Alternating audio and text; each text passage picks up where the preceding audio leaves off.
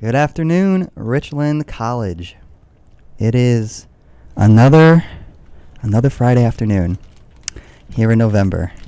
This is Professor Manzi. I'm reporting to you from KDUX, KDUX Studios here in Dallas, Texas. You are, in fact, listening to KDUX Web Radio, broadcast live from Richland College in Dallas, Texas. We are the voice of Richland College. Having said that, views expressed on this show are my own, or our own, respectively, unless otherwise stated, and do not reflect the opinion of KDUX Web Radio, Richland College, or the DCCD. Did I skip a C? The DCCCD. Welcome back, everybody. Now we got that out of the way. I didn't do that until like 40 minutes into the last recording, so I want to make sure I just hit it immediately. Really happy to be here, everybody. We have a really good show lined up for you, a really compelling topic, I would say. The topic being civic duty or civic obligation. Call it what you will. And this topic was proposed by several students because the Philosophy Club met on Election Day. Of course, speaking of days, shout outs to the veterans. Shout out to Joe. Shout out to Joe. Shout out to an absent Raul. Raul, the usual co-host, is running late today, but he'll be here, and if not, he'll be promptly fired. Hopefully. Hopefully he'll be here. Now, a couple things, guys. Well, first let's go around the room and give introductions. So we'll start as usual over there with Ashley. My name is Ashley. I'm a philosophy student and a philosophy club member. My name is Uche, and I'm in philosophy club. All right, and then to my right, we have actually. Let me give a brief introduction here. A very distinguished guest, a guest of honor, you might call her. We have Dr. Kathleen Stevens. Kathleen Stevens. She runs the honors program, the Honors Academy here. Wow. I get emails from you. She is also a major. I think I would say you're a pretty major face on campus. I feel like I see you everywhere. Well, thank you very much. I coordinate the learning communities on campus as well, and I'm delighted to be a part of the philosophy club discussion this afternoon. So thank you for having me. Yeah, we are very happy to have you. As our first, I guess, non-student guest, this is cool for us. So thanks for coming. Okay, so guys, here's speak of the devil. Here's Raul. Ashley, do you want to fire him or should I fire him? Hey, you made it. Grab Mike 6 over here. Okay, so let's I guess let's pick up where we left off. Well, actually, before that, are there any major points that we want to address right away? Because the election has passed and the results are now in, and so there are certainly things we could speak on with regards to that, or we can continue to discuss what I would say comprised the majority of our discussion on Tuesday, which is exactly what civic duty is, why we have it, what separates obligations or duties from something like laws, and is there any overlap? So yeah, I guess I'll turn it over to you guys briefly. Is there anything in particular you want to discuss? Anything you want to chew on for starters? I think we should get a recap. Okay, yes. So I think we agreed to this last time. This is going to be a new segment, like the recap. Mm-hmm. I need to make it somehow catchy and philosophical. The Richland recap. That was very uninspired. But we're working on it. Joe will take suggestions. Anyways, yeah. So I guess the recap, ever so briefly, it goes something like this. There was a question over, on the one hand, what civic means when we say civic duty, and also why we call it duty or obligation as opposed to anything else. And I think we began by just bringing up some examples of our civic duties. Now, of course, the primary one, especially recently, I would say, very recently, is your duty to vote. Now, civic, to me, it suggests a few different things, but mostly it suggests the obligations we have as citizens, as members of a society, of a community, governed members. And so that's where the civic aspect comes in. So not what do I have to do to be a virtuous person, or what needs to be done in order for me to be a, excellent human being in general. It's very specific. Your civic duty are the duties that pertain to you as a member of a community. Country. Yeah, of a country. And so the other thing is this idea of duty. There's something about obligation or duty, it seemed to us during our discussion, that suggests it's self-imposed on some level. So again, to call it something like a law, like you have to, pay your taxes and things like this, those are punishable because they're considered federal offenses. You're being a bad citizen in that way, which is to say an unlawful citizen by breaking the laws of your society. But a civic duty, like getting out there and voting, there's no law against abstaining from it.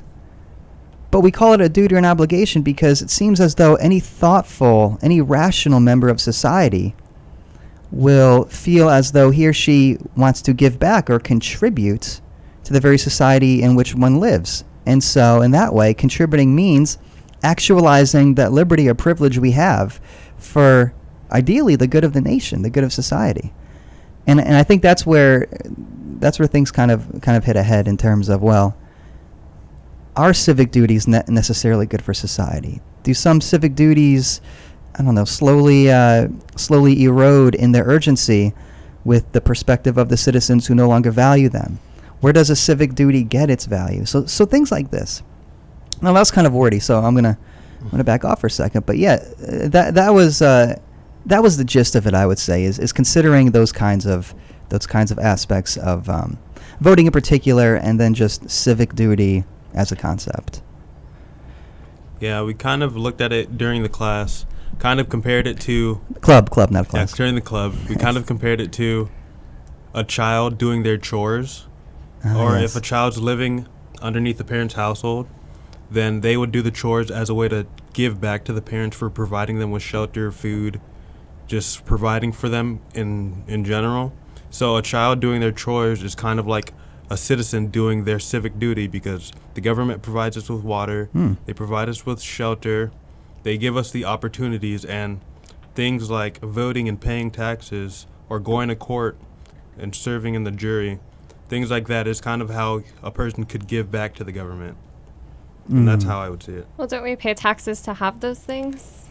Yeah, that's true. It's kind of giving back to us. But I would say for the whole going to court and serving in court and the other example I forgot, I'd say that is a way to give back to the government.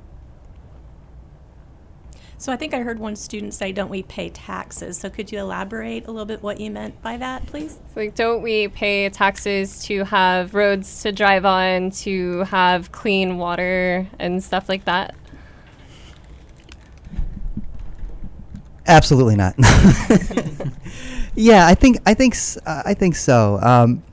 And listen, there's the other side of things as well, and I want to throw this out there along with everything else before we really get cooking here.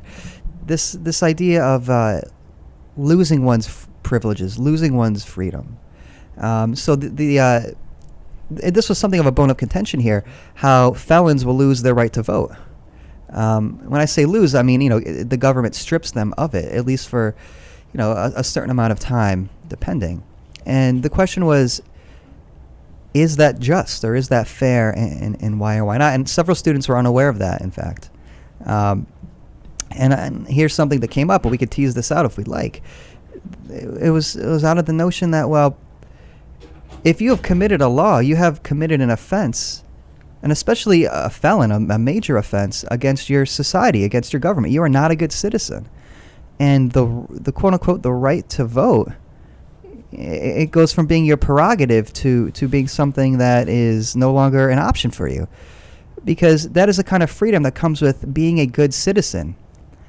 But if you're not a good citizen, and this was just one position, and you're proving it in your actions by habitually causing crimes, being a criminal, then you almost implicitly forfeit any sort of obligation you might have. And in that sense, it made the idea of duty or obligation seem much more of a positive thing, of a freedom, then I think some people hear duty or obligation and they don't necessarily appreciate it. Yeah, I would agree. The word duty to me has a negative sense to it. Yeah. I prefer the term civic engagement, in that you are choosing to be engaged. Yes, you are obligated by law to pay your taxes, but if you want to have a voice in our country, and if you want to make your voice heard, then the way you do that is engage and vote. Yeah, I appreciate that. I like that as well, because to be a quote unquote good citizen is to, first of all, be engaged in social projects, social interactions, and especially if one is lucky enough to have some voice, some say in how one society will be governed, then it certainly seems like something you have to engage in, and that includes attempting to inform yourself as much as possible, so that not only do you have the capacity, you might say, the option to vote, but you're using it wisely or responsibly. And that requires, I think, real engagement. And what do y'all think over there? For example, in some countries, voting is obligated, and people that don't vote have to pay a fine or even get arrested in some situations. What do you think about that? Oh, yeah, that came up too. I forgot about that. Mm-hmm.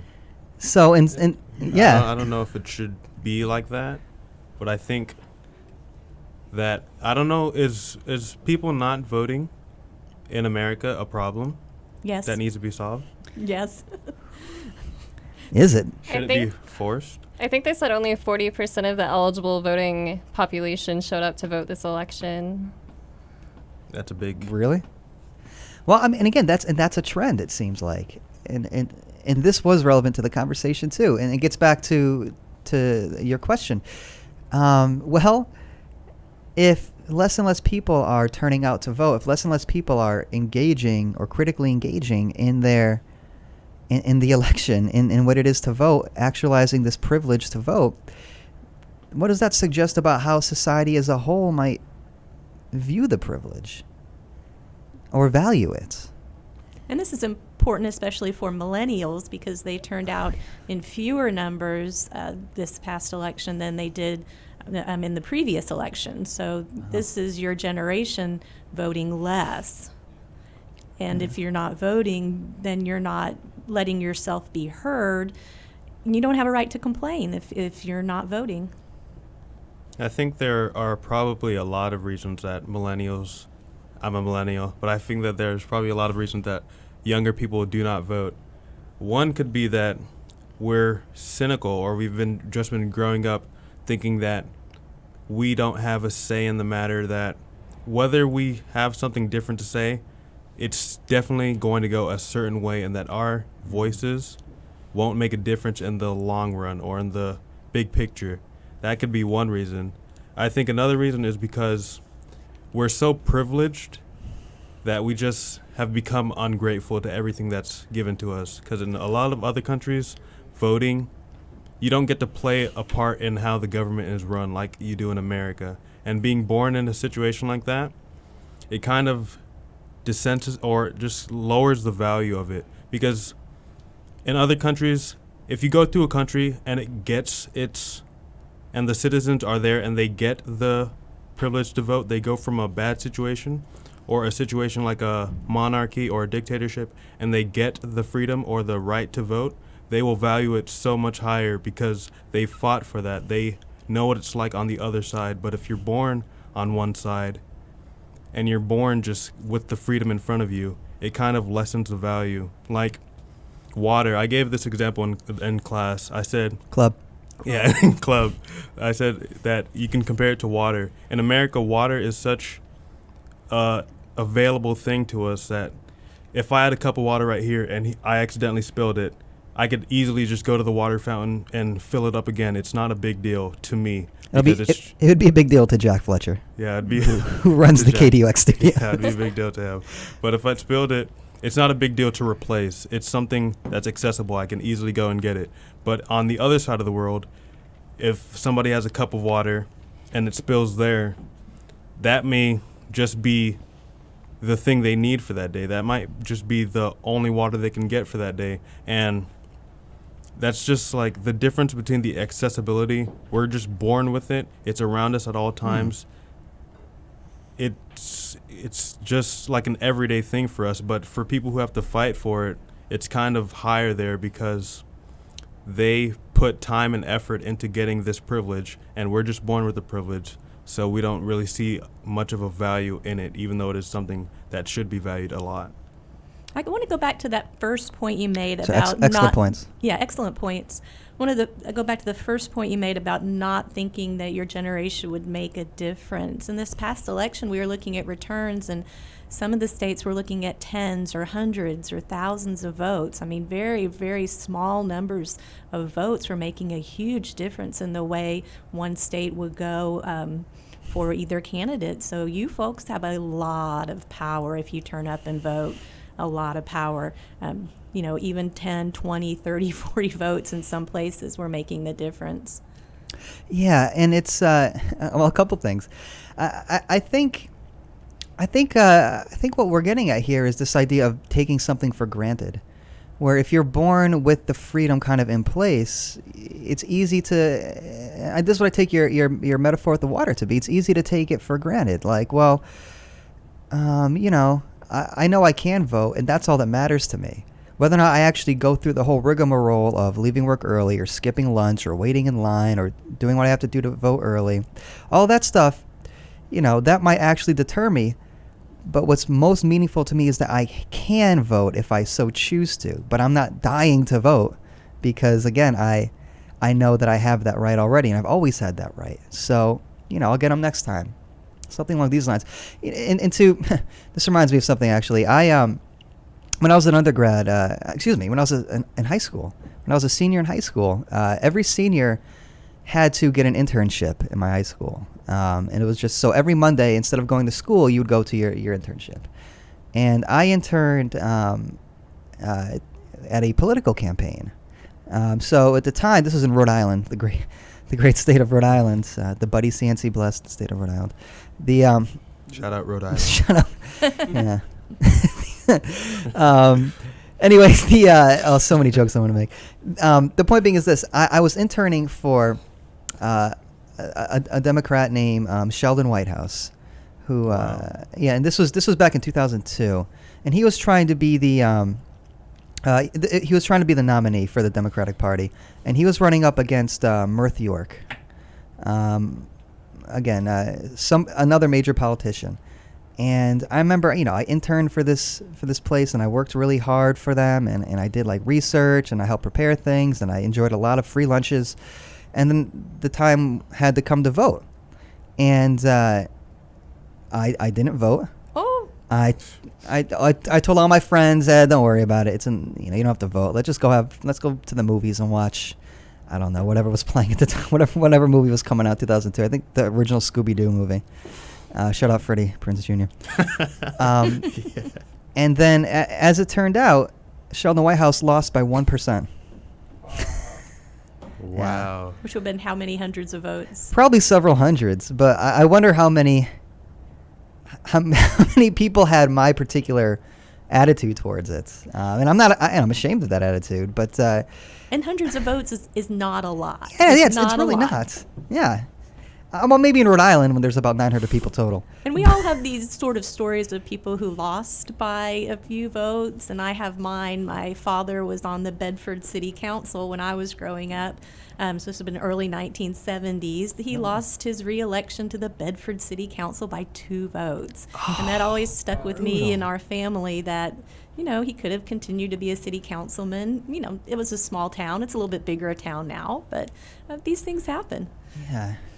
And it's. I think those are the moments when you really reflect on how much a vote can do, or what a vote even signifies, what it intends on suggesting about a person who casts it, or a society that allows the individuals to cast them. Yeah.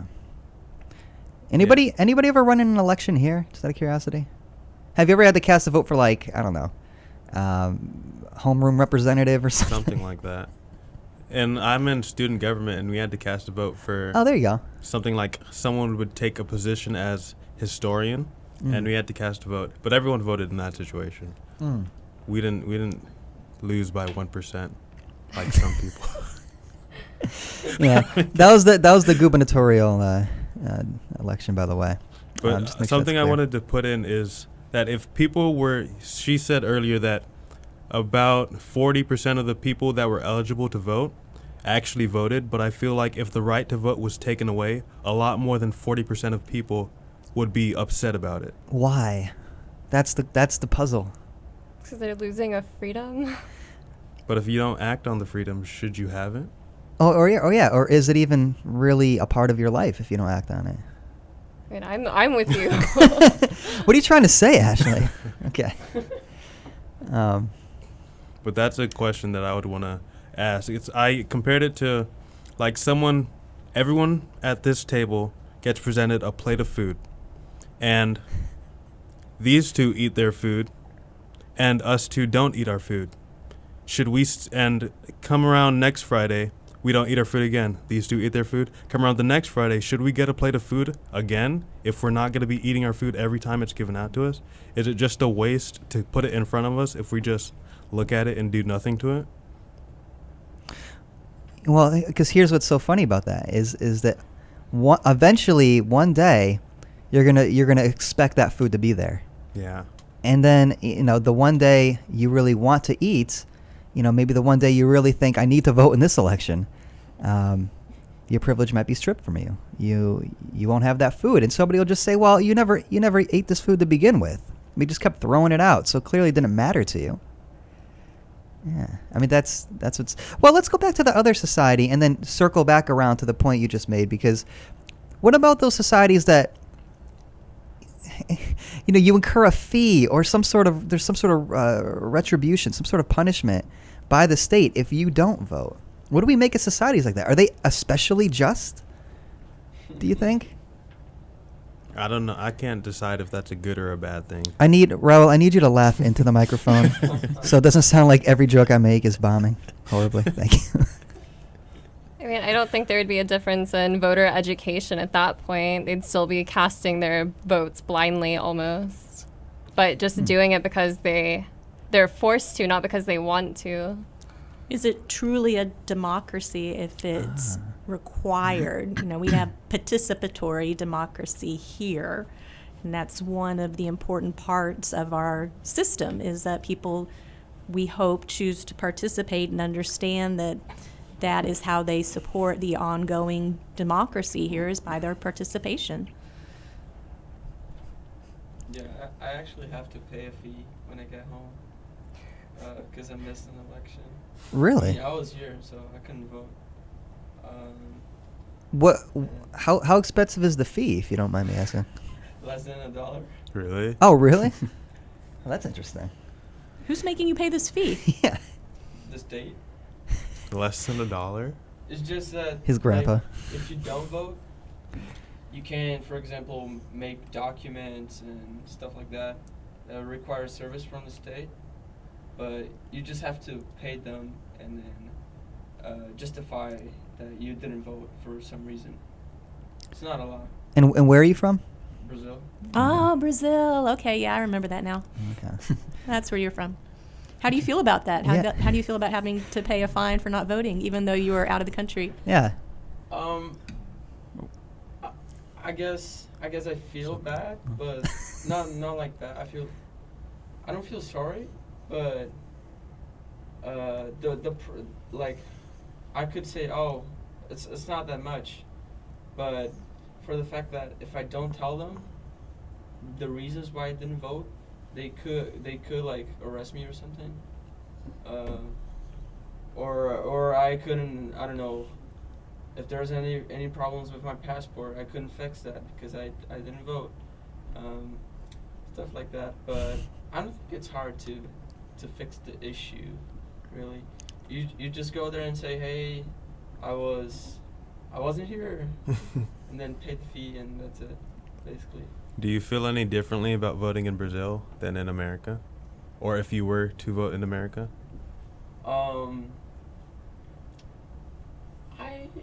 I'm not sure because, for example, what I think it's interesting here that you don't go just to vote for the president or for your representatives.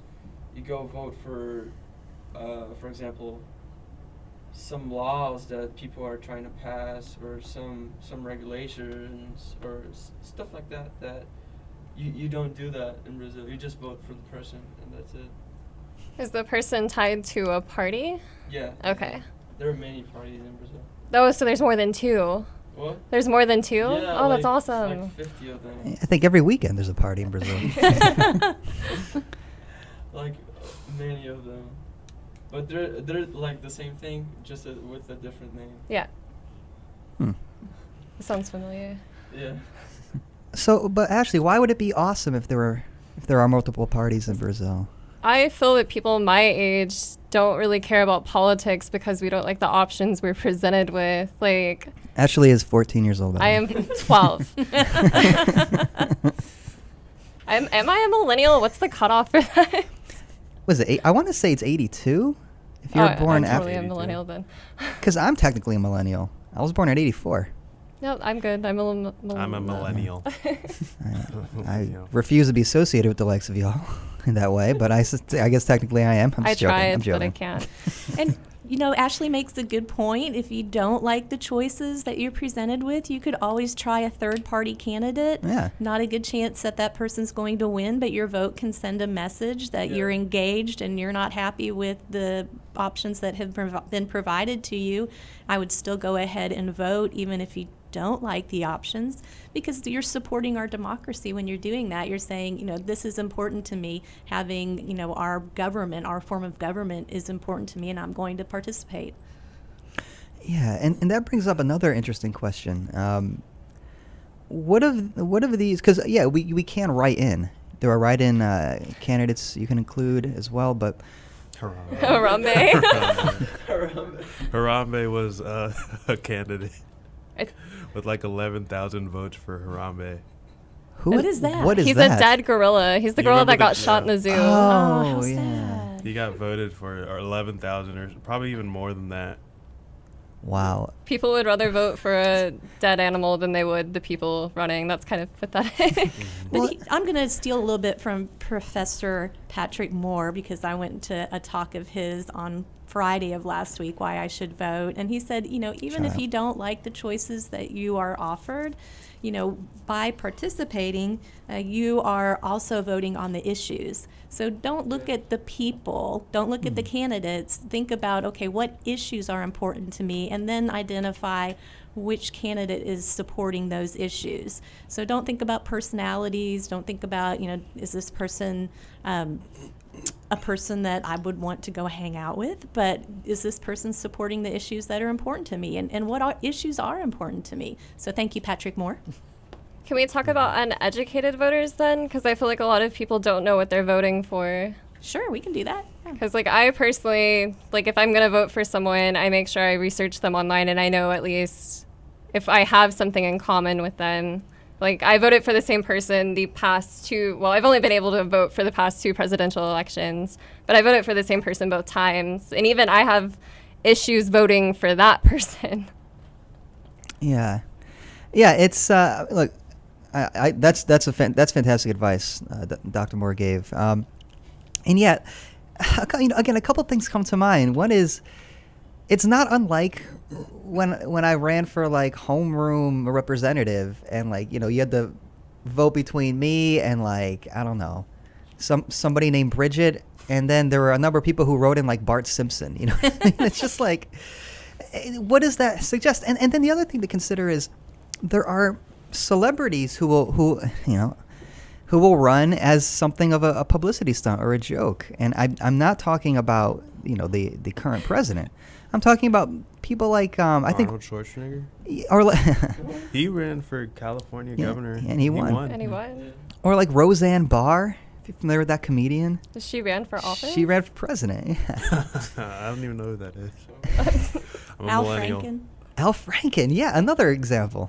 But I mean, I think that both Schwarzenegger and Franken have turned into serious politicians. I would agree with that. They do their job, and it is a job that I would not want. So I appreciate public servants who are willing to do that for us, and learn about the bills that they are presented with and try to make the best decisions they possibly can for our country. But I kind of wanted to go back to what Ashley was saying about voting and the importance of voting, and I appreciate that she has voted and has made herself an educated voter, that she's actually looked up on reputable news sites what these particular candidates stand for and done her research.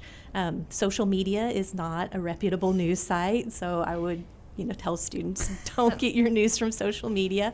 Make sure you're looking at the different newspaper websites and finding out what these people stand for.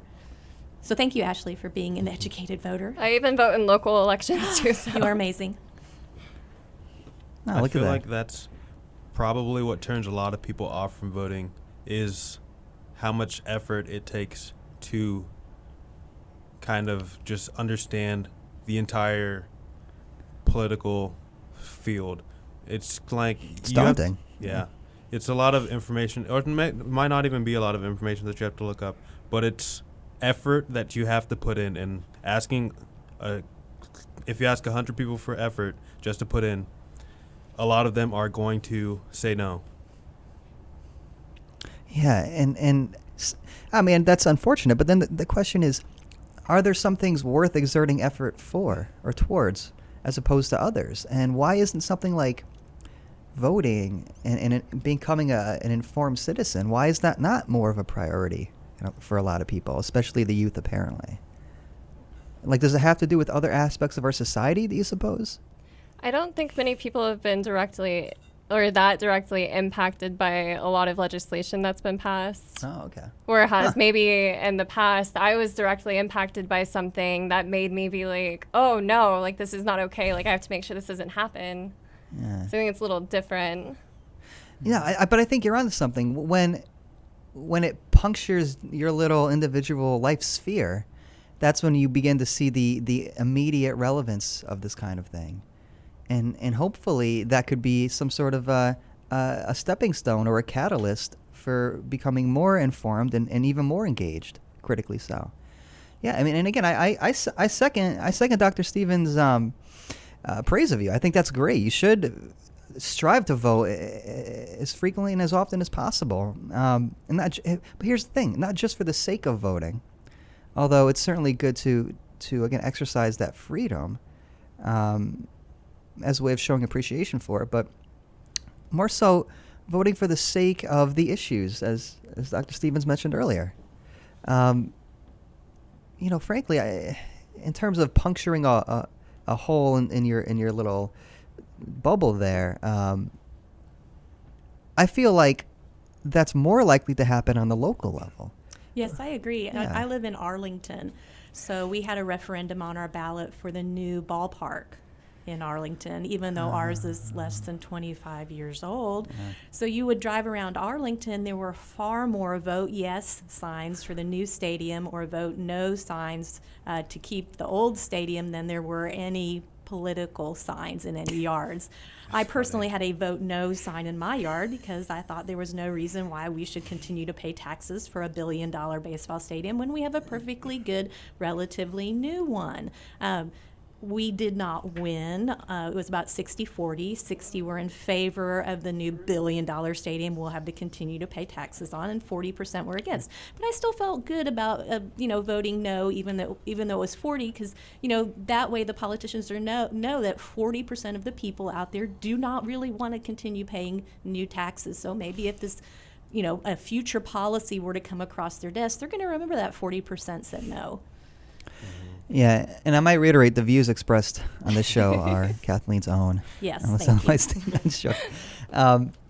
Yeah, I mean, I think that's the perfect example, because everybody who lives in Arlington, presumably most people at least, go to watch the Rangers, and they've been to the ballpark, and so that may in fact play a heavier role in their life than, as from their perspective, than maybe these broader federal or international policies. But the stadium's still really nice. It's kind of like a frivolous waste of taxpayer money. I agree. And yet, baseball means a lot to people. And they're like, I want to see the money spent on my team. I want to go to a stadium. I want to sit in leather chairs. I want to be able to recline.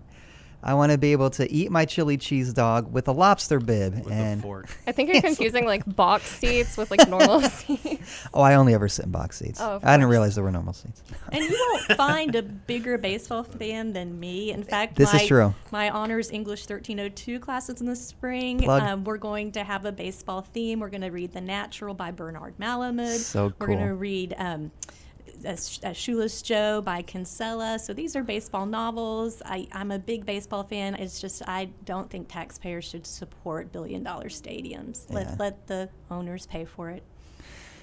Yeah, and I think, just to be clear, I'm fully on board with that. If you need any sort of example as to how that could really, how taxpayers could be exploited in that way, you can look in Miami in the New Marlins Stadium and how, just what a disaster that's been for the taxpayers. What happened in Miami? What'd you say? I'm sorry. What happened in Miami? Oh, well, basically they, this is a bit of a digression, but I'm happy to talk about it. The owners of the Miami Marlins attempted to, in a real business decision, I would say, wanted to make more money off of their baseball team, and so they lobbied the state of Florida ultimately, but really the particular area, the county, to build a brand new baseball stadium, and in order to but the taxpayers would be paying for basically all of it. And then the owners, I believe they're Lorias, Jeffrey Loria. I could be, Joe, if you can get back to Ro, just let me know exactly if Joe, I have that name fact correct. Yeah, fact check. We should call him Fact Joe. Anyways. Joe's the man. Anyways, what ended up happening is the owners sold the taxpayers on this by saying, we're going to use the money to bring in all these really amazing superstars and have a really great team here. So we'll have a great team and we'll have a great stadium and, we'll generate all this interest and create jobs for fans, X, Y, and Z. It's gonna be. And they signed all of these superstar players and then just dropped them all the following year. Wow. And so the citizens of Miami thought they were getting a really awesome team, and it turns out they weren't. Wow. And it was yeah. Baseball has no salary cap, right? That is true. Yeah. Oh, cool. Yeah. That's crazy. Not yet, anyway. They may. Well, that's a whole story about labor unions. But anyways, yeah. So circling back around to this idea of just what is a civic duty and what is our accountability when it comes to certain duties and rights and privileges. It seems like we're all on the same page here, with the exception of Raul for some reason, who loves freedom in America. No, I'm joking. We see the value. We see the value in voting, and sure, it could be something of an inconvenience on Election Day, especially. But nonetheless, it's something that we value. Now, I do wonder, though, about this drop in participation. I do feel as though it could possibly suggest that, and this gets back to an earlier point that was made, the youth could be somewhat cynical or jaded about voting. And if you'll recall, there have been a number of, I guess, I don't even know, sponsorships, what to call them, for raising awareness for the youth to vote. So there was Rock the Vote or, Vote or Die. And you see all of these celebrities getting in on it. Those are multi-million-dollar campaigns. And yet we're not seeing the results statistically for these elections. I mean, what might that indicate about how the youth understands not just voting, but just how it sees the political structure here?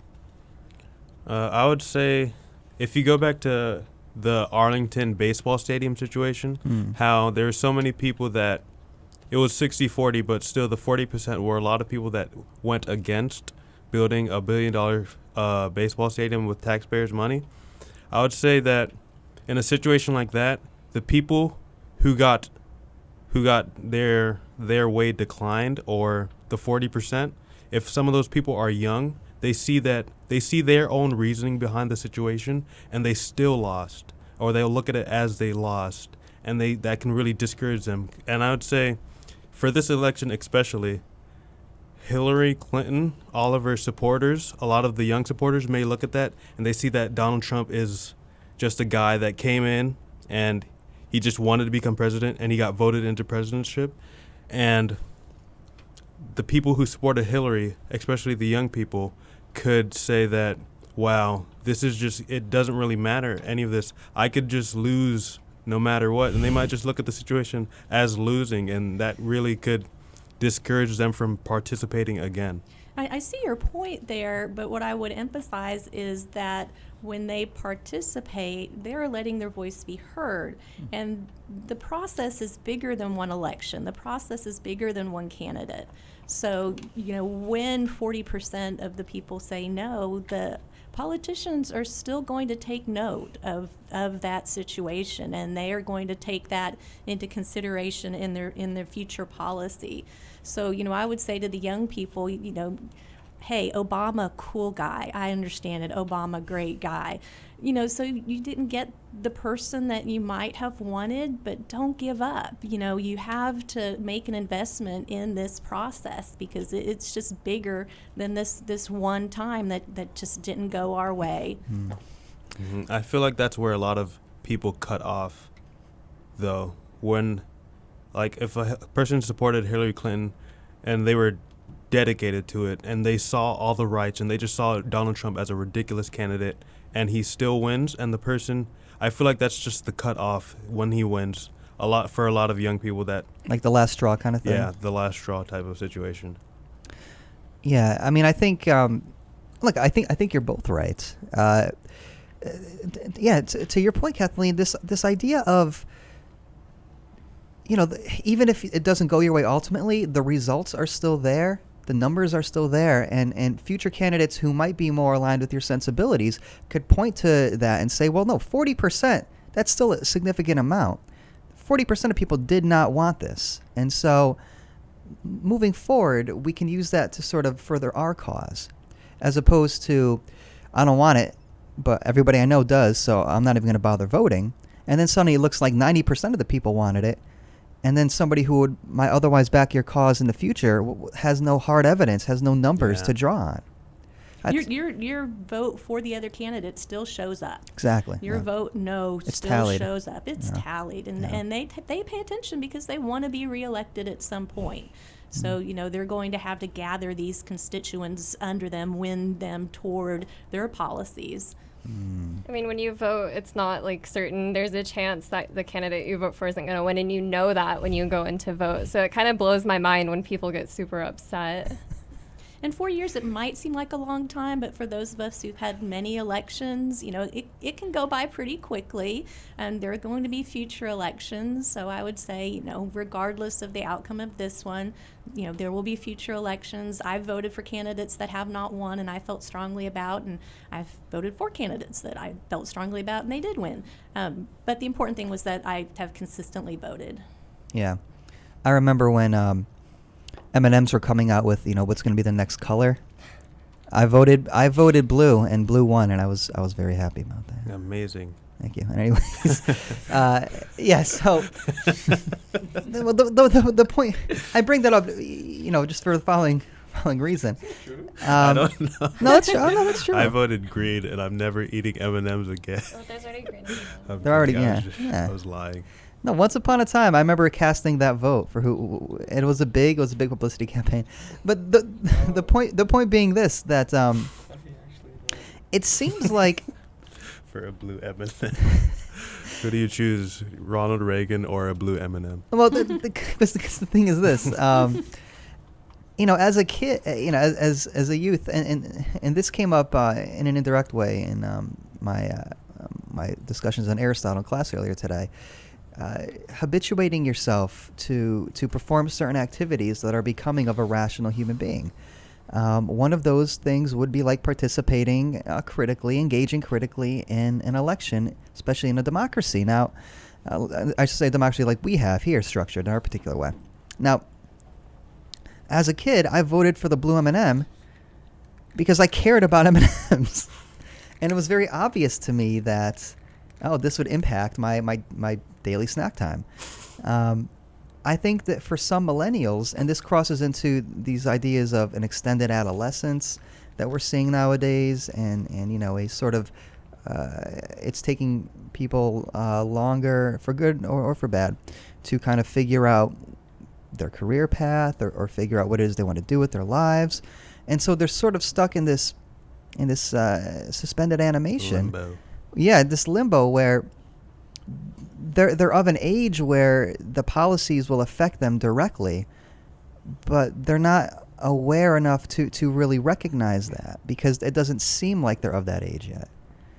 And it's I think it's a really hazy situation that the majority of the millennials find themselves in, and that I think that shows up in the low percentage of people who turn out to vote.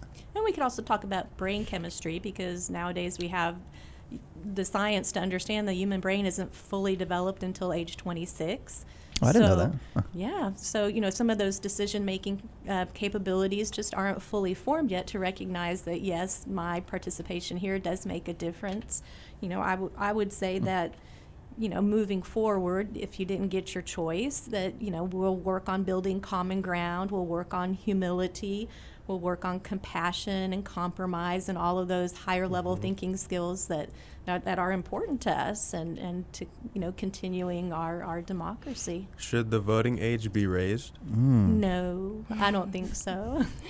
I think if you're old enough to, serve in the military, then you really should be able to vote. And, especially, here on Veterans Day, it's important to recall that people, and this is another nod to Professor Patrick Moore, and we need to make sure we are respectful of those who have paid the ultimate price for our freedom, including our freedom to vote, and they continue to serve and continue to pay the ultimate price for us. So, voting is our way of being respectful toward those individuals. Thank you, Patrick Moore. Patrick Moore. Shout out. Thank you for being here in spirit. I think again those are strong points. Let me ask you this is just like a hypothetical thought experiment.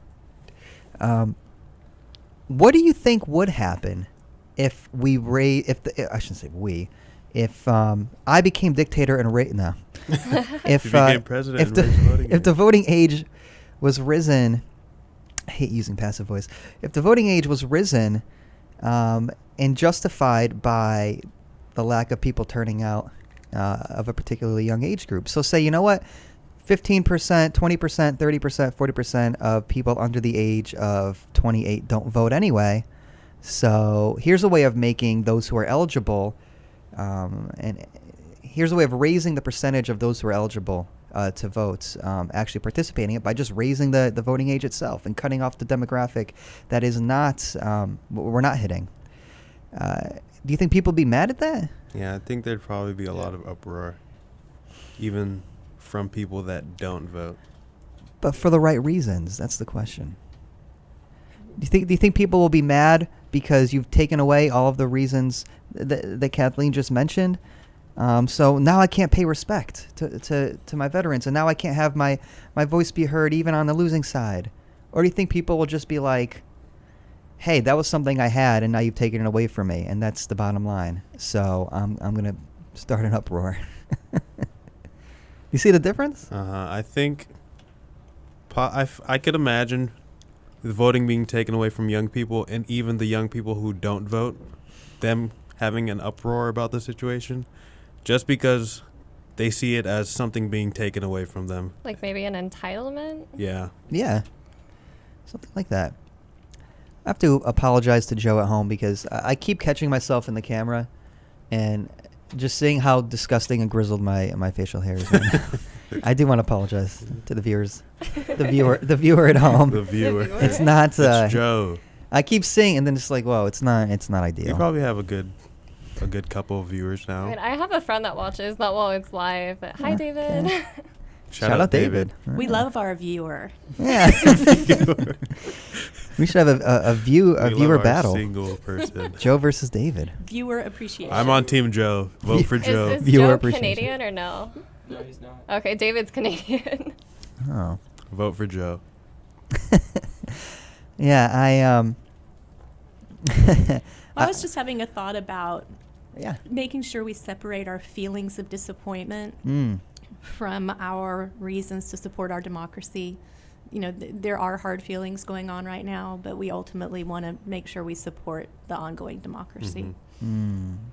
Yeah, and it's easy to say that and have people not, really think about that very carefully. To say something like, yeah, well, we elected a president, so that's a win for our nation in general. And I could see a lot of millennials kind of rolling their eyes at that, but it's absolutely true. It's you can argue at least that it suggests that, yeah, there is something successful about how things are established in this country, and by and large, people are recognizing it and they're going with it. Rational, intelligent people. Now, on the other hand, there's this idea of, can I really separate my feelings of disappointment? I mean, because again, you can argue that half the country's in mourning right now, grieving over the results. Is that an acceptable way to react, I guess? I mean, put it this way, is it okay to be disappointed so long as that disappointment doesn't lead you into being cynical about the whole process? Or maybe if you've suffered, and this was the point being made in Philosophy Club, if you've suffered enough of these disappointments, at what point do you just tell yourself, well, okay, it's not working for me? I feel like and maybe I should be suspect of the whole situation. it kind of like business, where you have to keep emotions out of the situation and just look for the bright side of the bigger picture. I feel like politics is probably the same way, but it's pretty hard to look at it like that in some situations, especially if you're young or inexperienced. I would agree to a grieving period, a mourning period, because you do get emotionally attached to a candidate and you feel like this person has worked hard and this person is going to do the best this person possibly could do for our country. That's an emotional attachment, yeah. So there needs to be some grieving, but you also have to look at the big picture and support the democracy and the peaceful transition of power and all of those foundational elements our country's built on. Yeah. I mean, I don't think grieving should ever turn into violence or destruction of property. Yeah, absolutely. And I've donated to a few different political parties, and I've never set someone's car on fire out of disappointment. And I don't think a lot of young people do donate to parties. Because they can't afford it, money bags. Jeez. Oh, money bags. I'm just joking. A little bit goes a long way, supposedly. No, it does. It does. That's what people tell me. Make it rain. The brighter side of the bigger picture. That's what we should start calling this show. The brighter side of the bigger picture. I feel like we should really come up with a name for this show. I love that. That should at least be a slogan. Brighter side of the brighter side of the bigger picture. I love it. That's fantastic. What do we think about when we have candidates that use celebrities to, I guess, promote themselves? And then other than celebrities, what do we think about PACs? Oh. Ooh. Yeah. PACs. Well, I do think... What do we mean by PACs? Like super PACs? So it's like when a corporation or a company, they can't really donate to you, but they can form something called a PAC, and then that money can be transferred to the candidate. Political Action Committee. They sound like they can be abused. Absolutely. Interesting, yes. Yeah, that did not come up in the Philosophy Club, which, by the way, Philosophy Club meets every Tuesday in EO 91 from 3 to 4 p.m. Topics are student-driven, and... one day Joe will come. One day Joe. He'll show up one day. The day we cancel it is the day he'll show. Yeah, so anyways, yeah, the idea of PACs, or just what a PAC is, what PACs are, yeah, that didn't come up. We talked a lot about the Electoral College, but yeah, we didn't talk about this issue either of PACs. What do we think? Well, first beginning with celebrities, and this ties back to the grieving period, the emotional response. I think it is very possible to, because again, politicians, they try to win you over with charisma. That it's very easy to become emotionally attached to a politician, a person, and to see the person lose, it's hard. person loses with grace could actually teach you something, in fact. But it's also easy to become emotionally involved with the issues themselves. And so I think certain politicians will align themselves very visibly with certain emotionally fraught issues as a way of connecting with you on that personal level. And when the candidate fails in the election or loses the election, it's easy to kind of associate his loss with oh no, now the issue I care about is also slipping away, and double the emotion. I think that's also why some candidates seek celebrity endorsements, because you might already have an emotional attachment to a celebrity. Mm-hmm. And then if that celebrity then says, well, I support this person, it's almost like a transference. Yeah, and this is why those celebrities, especially late in the game, all these celebrities that started coming out with endorsements were celebrities that speak to the millennials. Mm-hmm. I mean, it's not an accident. It's not an accident. You're right. Thank you. Is anybody going to defend my honor? She just zinged me. Somebody stand up. What happened? I'm just joking. Well, okay, so what about PACs then? And what way do you suppose they could be abused? I feel like it's possibly people that have higher power or more money. They seem like they'd be the ones to make PACs instead of somebody that's like a lower tier. They don't seem like the type that would be buddy with a big corporation enough to have them back them and have them float them up to a good position. It seems like the people in power, they are on the same level as the people who own these big corporations, and they can speak to these people at an eye-to-eye level and get them to shake their hands or endorse them or help them out more than the people who are lower. So it seems like people who are at higher power or people who are in a higher position, it seems like they have more access to PACs. Mm. And they can do what they please with the PACs that they get. Mm. But I don't know that much information about it. I'm just assuming. No, I mean, those are all very rational assumptions. Yeah, and again, I think you've touched upon a number of the reasons why people are wary of them. And there are a couple different candidates who were trying to make it a point of pride that they weren't associated with any PACs for reasons of, well, to avoid suspicion in the ways that you just elaborated on. This idea of, man, I'm doing a horrible job of ending sentences and prepositions today, which means every sentence seems to be ending in one. I've noticed that, and there's nothing I could do. But yeah, I mean that's just it is to appear more just and to appear less susceptible to corruption. They've distanced themselves from these PACs, some of these candidates, to greater and lesser avail. So guys, we're running up on an hour now, and I'm gonna say this right now. I fiddled with this computer, and I almost certainly stopped the audio recording. I don't know for sure. We have the video, and it's going to go up on YouTube. I think and it be posted. is recording audio. I hope it is. I don't know. I touched touched some things that didn't look right, and then I don't know what I did. But we'll see. Joe. At any rate, you'll still be able to. Even if I did sabotage this inadvertently, you'll still be able to watch the video. Subtitles. By the way, you can watch all these videos if you go to richlandstudentmedia.com. You can find us right there on the homepage, the Philosophy Club Radio Hour. And before we go any further, too, I do, in case I forget later, I want to say this now, make a few announcements. Have to do with the Philosophy Club, Philosophy program in general.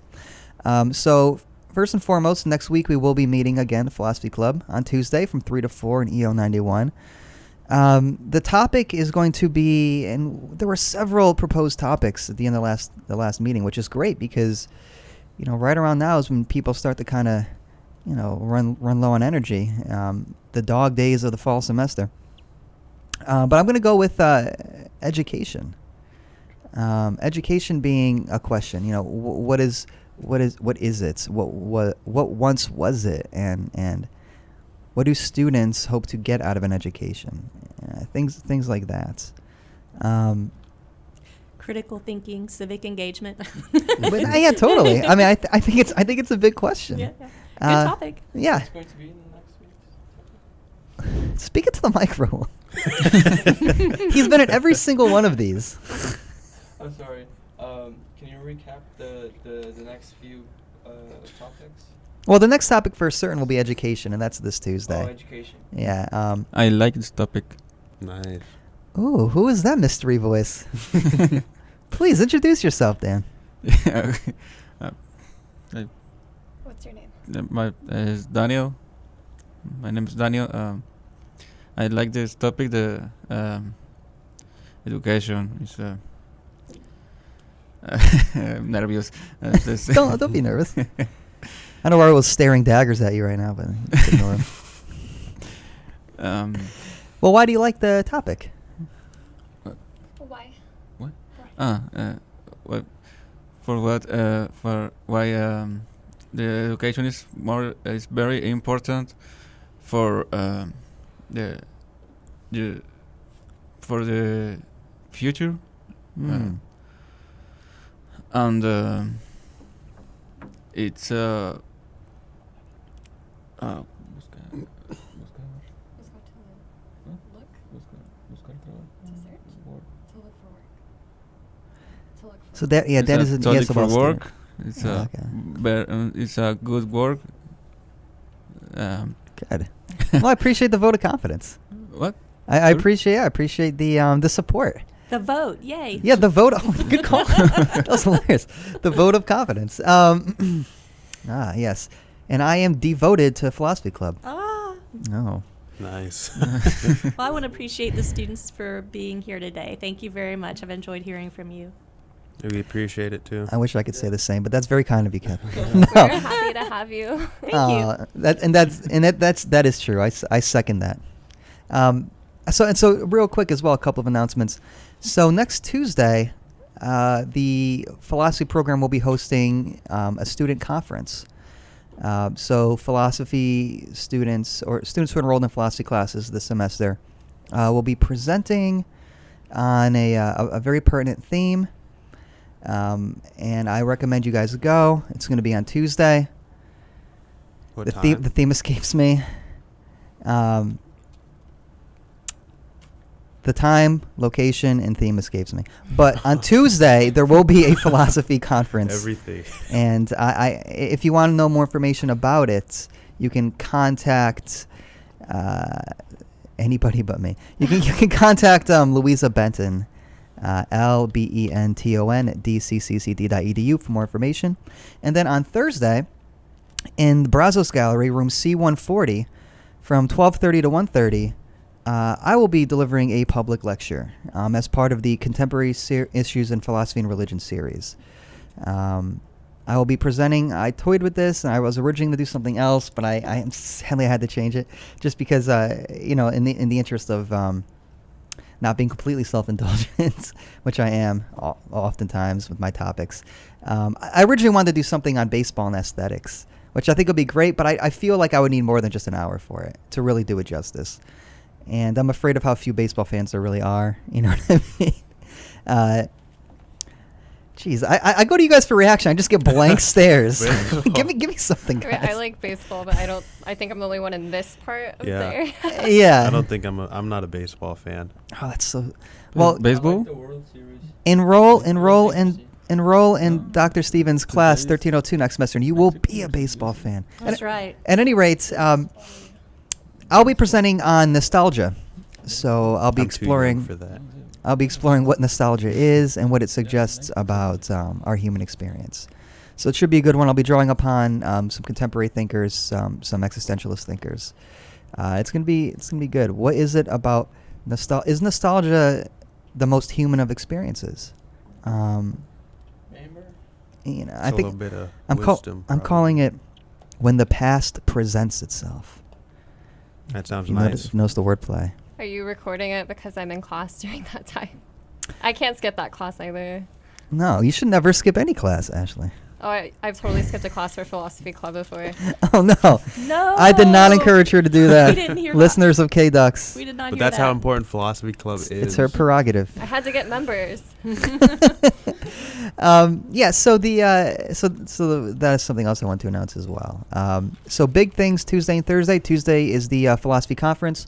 Thursday is the philosophy faculty in this case myself, will be presenting. And I believe there'll be one more as well later on in the semester, but that is yet to be confirmed. And then far on down the line, I want to say the 29th of November, there will be some philosophy-inspired works of art presented in another art gallery on campus. It's not Brazos, it's another one. So whatever the second one is. I need to become more informed of the plugs before I step into the driver's seat here. I'll get better. Is there anything you want to plug, Kathleen? Anything about the honors program? Or Yes, thank you very much. By all means. The honors program accepts applications year-round, so if you go to the Richland website and just do a search on honors, you can find us. It's an online application. It's free. Does not cost anything more to take honors classes. The honors classes are smaller than the regular classes. And Professor Banzi does teach honors ethics. He's going to teach that again in the spring. So for Looking those forward to that. philosophy fans out there, sign up for honors ethics. We have many honors classes available for the spring with some terrific professors. So if you're at all interested in that, just go to the Richland website, do a search on honors. You can find us. You can find my contact information. If you have any questions, contact me. But we have a great program. We have terrific students. Some of them are here. If you're an honors student, say hey. Hey. Yeah, see, very good. Okay, so very, very happy to be in that program and to enjoy the fine students. So join our community if you're interested. Mm-hmm. See, that is how a professional plugs something. And I couldn't agree more with everything Dr. Stevens has said here. I'll also say this: I've been impressed with the way you guys schedule the honors classes, because there are so many honors classes available, which is fantastic. And so inevitably there will be overlap. But the way you guys schedule it, it's like you'll overlap philosophy and something like calculus. You know what I mean? There's rarely an overlap of two kind of like-minded classes that you might want to take both of. We try. Yeah, I think you guys do a fantastic job, because I know how difficult that's got to be. Yeah, shut up. Shout out Kathleen. Thank you. Are there any other final thoughts here? Any sort of concluding remarks somebody wants to offer up? Join Philosophy Club. It's not too late. Yes, it's never. Oh, thank you. It's never too late to join the Philosophy Club. If you happen to have classes that overlap, you can skip them, as Ashley has taught us. No, you can show up late and leave early. I know Raul has a class that starts at 3:30. Our club starts at 3, but he sits in for the first 15-20 minutes. I know he's been scolded recently. I'm sorry to hear that, Raul, but not by me. But you're more than welcome to do that as well. It's a very relaxed atmosphere. Just a lot of inquisitive people who want to discuss things that are kind of heavy topics sometimes, or just interesting, and they don't often have the opportunity or the forum for that, and that's we like to provide. Every Tuesday in EO 91 from 3 to 4, and then of course every Friday from 3 to 4 in KDUX studios here at Richland. We extend the conversation. We keep the discussion alive by taking whatever topic was featured on Tuesday and again continuing to wrestle with it on Fridays. And again, you can find our video recordings and audio recordings. I don't know about this one, the audio, or on the www.richlandstudentmedia.com, so the homepage of our student media. And my name is Professor Manzi. I'm the faculty sponsor of the Philosophy Club, an honors faculty fellow through the Honors Academy, and maybe even your new favorite teacher. I'm just joking. Anyways, you are listening to KDUX Web Radio, broadcast live from Richland College in Dallas, Texas. We are the voice of Richland College. Views expressed on this show are my own or our own, unless otherwise stated, and do not reflect the opinion of KDUX Web Radio, Richland College, or the DCCCD. Shout out to all the veterans out there. It's your day, and you guys earn it. You deserve it. Anything else? Any last words? Next week's topic, again, it's gonna be on education. Somebody want to crack a joke or something? I don't know. For the last radio show, we should just talk about how we feel about Philosophy Club, or like a recap, honestly. Do you want me to not be present for that one? No. You should just go back and see what we liked or disliked about it, or everything about it. I got to tell you, that's maybe the worst idea you've ever had. But maybe we'll do something along those lines. We'll do a sort of Maybe we could just talk about philosophy. And the topic of philosophy will be philosophy. You know, what good is it? What, you know, or is it any good? What does it consist of? Okay, I like that. That's a possibility. All right, guys. Thanks for hanging out. I know, again, it's late on a Friday. Nobody necessarily intends on doing academic stuff at this time. And yeah, here we are. So I'm very pleased by that. And once again, a final thank you to Dr. Kathleen Stevens for coming. Thanks, and, Kathleen. You're welcome. Adding some intelligence and sophistication on this side of the room, because certainly it wasn't coming from me. I need new razor blades. I need to shave. Okay. Looking for sponsors. We'll take them. Oh, and there's something else. Actually, one other quick thing about the Philosophy Club, as long as it's on my mind. I was invited to, if we wanted to have a fundraiser, we could host it at a local restaurant, a local establishment, and they will give us 25% off of things. So that might be something worth considering. I don't want to name the place yet because I don't know if I could do that, but that's something we should talk about, guys. So maybe we can talk about that off the air. If not this semester, then perhaps next semester. But yeah, all right. Take care, everybody. Have a nice Friday.